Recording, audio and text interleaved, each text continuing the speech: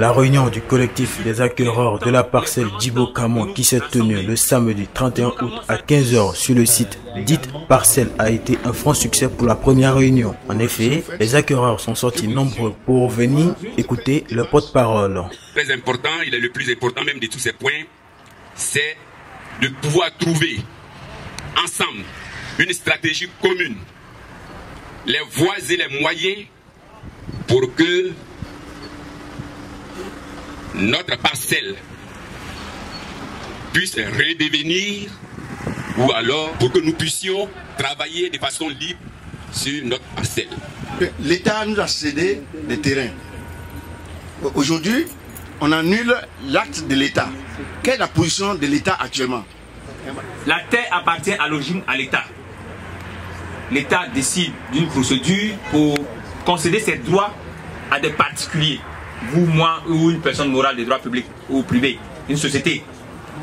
Au jour d'aujourd'hui, quand vous avez votre attestation de concession définitive, ce bien ne rentre plus dans le patrimoine de l'État. L'État vous a concédé tous les droits sur cette parcelle. En un mot, l'État vous l'a tourné. Quand c'est à vous, même si l'État lui-même avait une quelconque prétention sur la parcelle, l'État est obligé de négocier avec vous. L'État est obligé de s'entendre avec vous.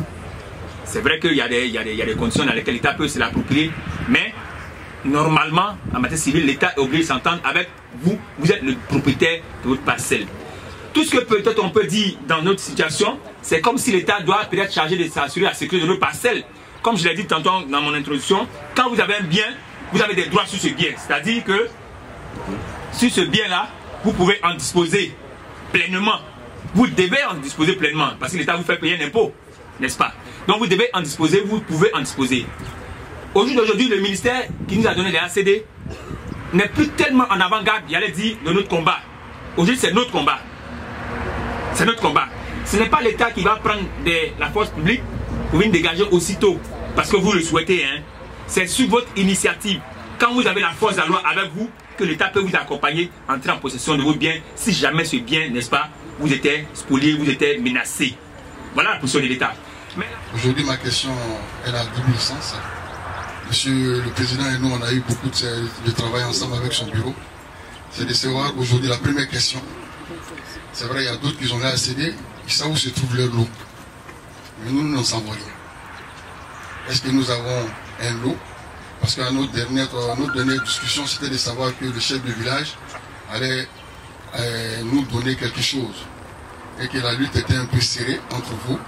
Et que peut-être ça allait être en justice. Et qu'il fallait attendre d'abord que ce soit. Aujourd'hui, on veut en savoir plus parce qu'il y a d'autres parmi qui savent où se trouve au moins le bout de terre. Il y a d'autres qui ne savent même pas où se trouve ça. Maintenant, la deuxième question, c'est qu'on sait que vous faites beaucoup. Maintenant, qu'est-ce qu'on peut faire ensemble? Parce que sur tout ce monde qui sont déplacés, ça veut dire que chacun a au moins tient à quelque chose. Maintenant, ensemble, c'est vous qui êtes devant nous. Maintenant, quelles sont les propositions concrètes que vous pouvez faire, nous dire ensemble pour que nous puissions avancer? Parce que... Bon, beaucoup ne savent pas un peu l'histoire du CAPDA. Hein.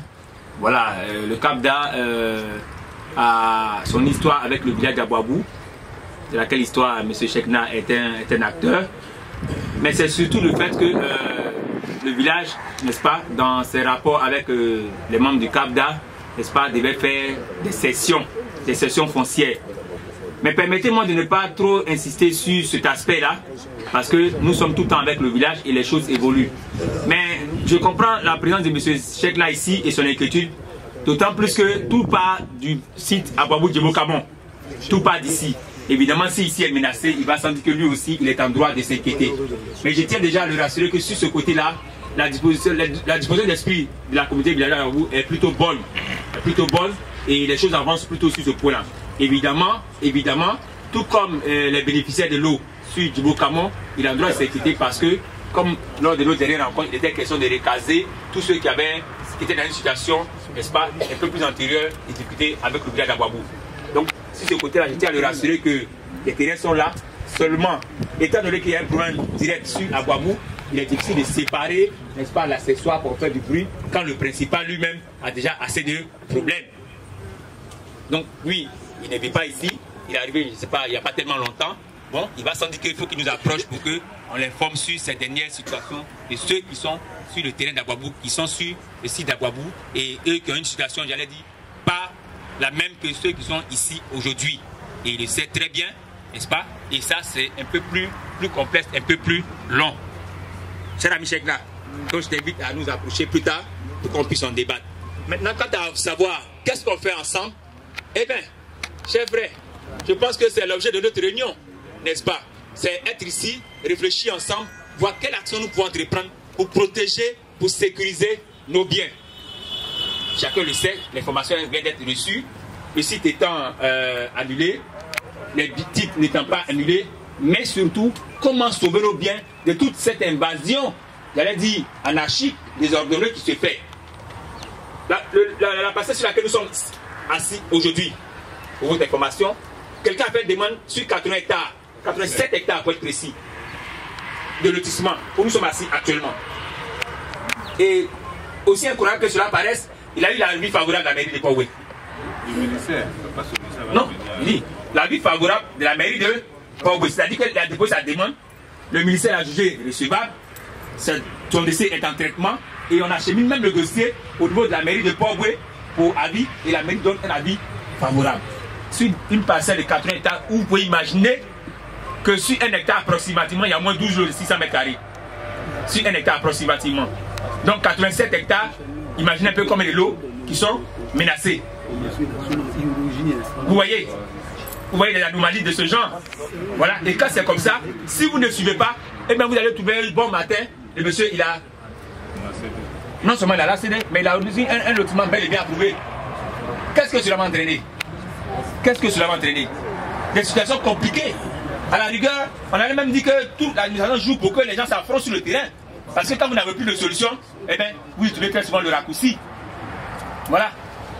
Donc, chers amis, l'objet de cette réunion aujourd'hui, c'est pour qu'ensemble nous réfléchissions pour voir qu'est-ce que nous pouvons entreprendre. Nos propres terres sont parfois construites dessus. Il n'y a rien qu'on puisse faire. Moi, je venais aujourd'hui pour savoir quelles étaient les directives. Bon, vous avez commencé déjà à expliquer. Mais légalement parlant, il y en a, si j'ai bien compris, ceux qui ont des ACD et ceux qui n'en ont pas. Donc c'est un peu deux cas différents. Mais il faudrait être clair sur quelles sont nos chances de pouvoir récupérer, enfin, légalement parlant, et occuper ces terres. Est-ce qu'on a 20%, 40%, 50%? On n'a pas de chance du tout. Déjà, ça, ce serait bien qu'on puisse être éclairé dessus. La deuxième des choses, ça revenait à la question qui a été demandée juste avant moi, c'est quelles sont les directives que vous nous donnez de cette association qui a été mise en place pour que tout le monde ici agisse, si on doit parler à la presse, si on doit aller contacter chacun de nos avocats. Techniquement ou en toute logique, il ne devait pas pouvoir avoir des superpositions sur les lotissements. Quand je dis superposition, c'est-à-dire qu'un lotissement ne doit pas forcément piéter sur un autre lotissement. Simplement parce qu'avec les données du cadastre, normalement, quand vous faites un lotissement, si dans vos documents que vous fournissez, vous allez sur une parcelle qui est déjà lotie, on doit pouvoir vous le signaler. Mais dans notre République, malheureusement, ça se voit. Ce que je sais, c'est que nous qui avons les titres, même le titre primaire, c'est-à-dire l'attestation villageoise, parce que l'attestation villageoise est délivrée sur la base, n'est-ce pas, d'un titre général qui est la mise à disposition. Vous voyez? Et c'est délivré sur la base d'une approbation, c'est-à-dire d'un dossier qui a été déposé, étudié, analysé et approuvé. Vous voyez? Et tout marche sur un plan bien déterminé. C'est-à-dire qu'aujourd'hui, si vous avez 600 mètres carrés, vous avez 400 mètres carrés, cela est fixé sur un plan où on connaît les rues de droite, les rues de gauche, on connaît tous les contours. Vous voyez? C'est vrai que tout le monde n'a pas acquis son terrain à la même époque, tout le monde n'a pas jugé nécessaire de faire forcément la demande à la même période, et va sans dire que deux mois les ACD, d'autres les auront encore en cours. Mais toujours dit que la base première, c'est le plan et le lotissement sur lequel c'est établi. Nous avons subi un jugement, n'est-ce pas? La mise, on peut pas aller sur nos terrains, n'est-ce pas? Est-ce qu'il y a eu un autre jugement qui est sorti donnant loi à ces personnes sur le terrain de faire ce qu'ils sont en train de faire? Si oui, là, je n'ai pas d'autres questions. Sinon, ne pouvons-nous pas faire intervenir l'État, puisque c'est le status quo? on ne peut pas, nous, aller sur nos terrains, alors que eux, on se sent en position de faiblesse. Nous, on ne peut pas aller sur nos terrains, alors que eux, ils n'ont pas d'ACD et ils sont sur le terrain et ils font la loi là-bas. Ne pouvons-nous pas faire intervenir, je ne sais pas moi, la gendarmerie, la police, l'État doit intervenir quand même. Nous, on n'a pas le droit d'accord. Il faudrait attendre un autre jugement pour savoir qui a le droit dans cette affaire, n'est-ce pas? D'accord. Je dirais qu'à ma connaissance, il n'y en a pas. Les seules décisions qui sont tombées, l'arrêté d'annulation, la test opposition du chef du village d'Abouabou et l'irrecevabilité, n'est-ce pas, à la demande d'interprétation de M. Kojo Viromial. Voici les 3 décisions. Hormis ça, à ma connaissance, d'après nos recherches, il n'y en a pas encore. Or, aux 3 questions, je réponds que vos titres ne sont pas annulés. C'est-à-dire que, théoriquement, vous devez avoir accès, jouir tranquillement de vos biens. Il va sans dire que toute opposition à la jouissance de vos biens est illégale, est irrégulière. Face à l'illégalité, face à l'irrégularité, comme je l'ai dit tantôt, à nous de voir comment, n'est-ce pas, nous pouvons pallier à ces choses-là. Vous imaginez par exemple, pour 2 personnes, leur terrain, ils ne peuvent pas y aller. Mais pour 2 personnes, ces terrains ont été déjà mis en valeur. Vous voyez que le chemin est forcément différent. Mais pour que vous sachiez un peu, en son temps, on avait pris une société de sécurité, le village d'abord, après afin de pallier à la parcelle. Mais le site étant grand, certaines difficultés d'autres pratiques se font sentir. Et aujourd'hui, les adversités sont devenues nombreuses aussi quelque part. Il ne faut pas les nier. En amont, comme je vous l'ai dit tantôt, il y a divers lotissements qui se font sur nos parcelles. Quand vous et votre voisin, vous ne vous connaissez pas avant, chacun acquis son bien, peut-être que c'est plus tard quand ce sera un quartier que vous saurez que X est votre voisin. Mais dans l'immédiat, n'étant pas matérialisé, vous ne pouvez pas forcément savoir. L'une des difficultés majeures que nous avions en ce temps, c'était pour avoir les contacts des uns et des autres. Pour que nous puissions aujourd'hui faire ce qui se fait aujourd'hui actuellement. Sinon, le vice-président est assis. Et puis on est dans le plateau avec les ACD. Ouattara va demander, mais bon, il y a quoi là-bas? Il va dire que les gens sont dans la rue là-bas avec les ACD. Le problème est fini. Donc tout ce qu'on est en train de dire là. Maintenant, concernant déjà la sécurité là, le grand frère, vraiment on a assez fait tes éléments. Excusez-moi, ce sont mes amis. On a eu plusieurs problèmes ici où on les a interpellés, eux-mêmes de venir voir. Les gens sont sur notre truc. Sans gain de cause, grand frère, je mens. Donc je pense que si c'est eux qui ont été choisis prochainement, c'est une bonne affaire, mais qui revoient encore les manières de travailler. Merci. Qui revoient les manières de travailler. Merci. Vous voyez tous ces mondes-là. Ça c'est minime. On est combien on a dit? Ça dit prochainement on sera plus nombreux que ça. C'est dans vos intérêts. Il faut que vos hommes soient vraiment dynamiques. Il faut qu'on les sente. Si M. X appelle pour dire j'ai tel problème, n'hésitez pas, montez là-bas. Maintenant, si vous proposez l'argent, il faut dire, hey, ce que nous, on nous propose, c'est gros que ça, là, on ne peut pas son argent, il faut quitter là. Donc, nous, on n'a pas de problème avec Ababou. Nous n'avons pas de problème, je ne sais pas, avec Kojovi. Maintenant, si, après les enquêtes, que le terrain appartient à Kojovi, là, nous, toujours, on n'a pas de problème. Hein. Le droit coutumier, là, c'est Ababou qui a encaissé ça. Le juge va dire à Ababou, le droit coutumier t'a encaissé là. Il faut verser à Kojovi. Parce que l'État de Côte d'Ivoire nous a déjà donné. Donc, merci beaucoup. Parce que le temps n'est pas en notre faveur. Il faut être reconnaissant. Il faut le reconnaître. Tout à l'heure, il y a une dame qui a dit que, je sais pas, il y a une fin de génération. Donc, il y a des élections qui arrivent. Il peut se passer pas mal de choses. Donc le temps n'est pas en notre faveur, donc il faut décider d'une date. Des propriétaires terrains ont décidé d'interpeller les autorités ivoiriennes par leurs diverses actions afin que ces derniers atteignent un regard sur leur situation qui n'a que trop duré. Il s'agit d'un sitting devant le ministère de la Construction et de la Marche pacifique. Tout ceci est en conformité avec la loi en vigueur de notre pays.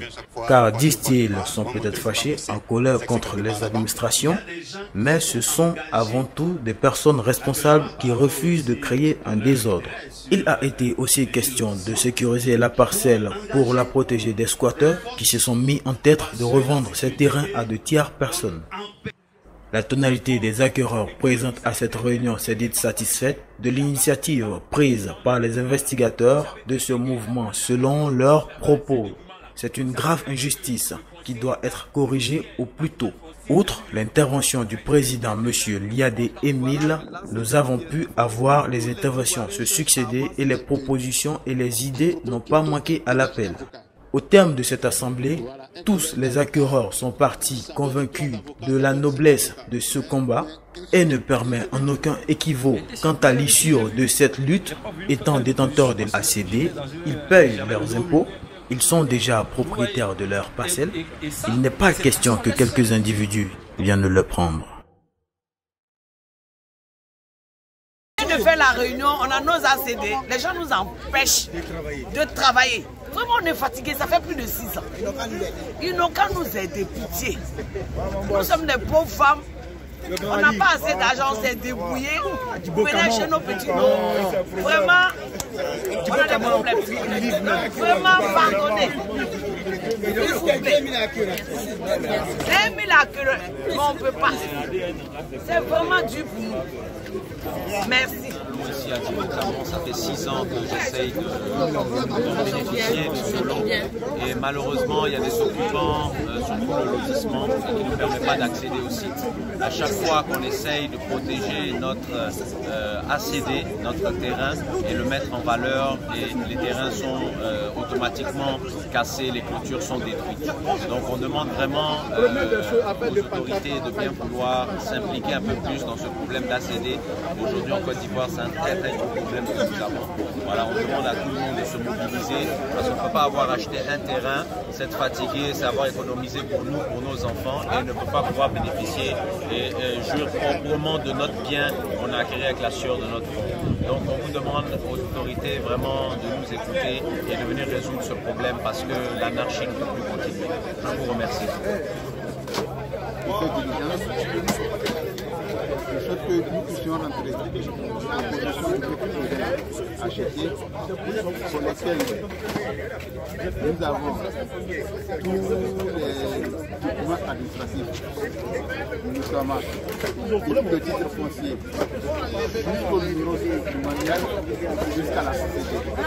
Actuellement, on ne veut pas rentrer en possession de notre terrain pour pouvoir les mettre en valeur parce qu'il y a d'autres personnes qui font la loi sur nos terrains pour lesquels on a déjà